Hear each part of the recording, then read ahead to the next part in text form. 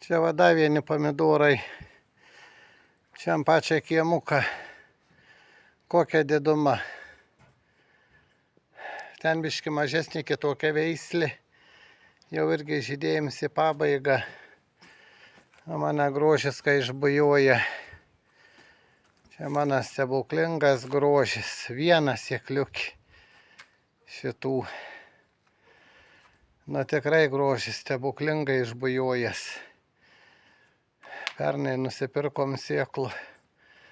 Nuostabu pažiūrėti. Labai gražus.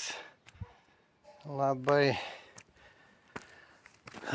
Tikrai gražus dideli pomidorai. Ten kitur dar didesni čia.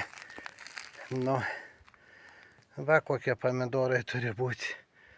Kotai, svarbiausia kotai, jeigu stori. Čia jie pasodinti yra labai giliai.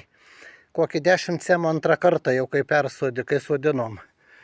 Vėl sukišom iš naujo labai giliai. Tai jie išleidžia papildomas šaknis. Ir būna labai stiprus pomidorai. Labai va irgi jau nužydėjęs. Labai būna stiprus, gražus vaisių. Pernai nebuvo kur dėti, šiemet neįsivaizduoju. Ai, sakėm, košės virsim. Va tas mano grožis. Nu aš negaliu to grožį. Nu kaip jai patiko čia. Čia gladiolės, jau tokia diduma gladiolės. Na bet tą grožį rodyčiau. Rožytė mano pražyda. Nuostabi rožytė. Čia ta, kur žiaura va perki, jos kambariai nunyksta, o aš laukiai sodinu paurą nupirkęs, tuos, kur būna žiemą. Va koks grožis. Va šita tai ledovas. Ledovas. Nu, antrą metą šiemet jinai. Dar kiek bus žiedų, va.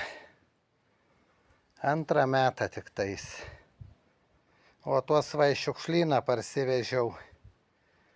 Buvo išmesta, va, ir visi va šitie prigyja.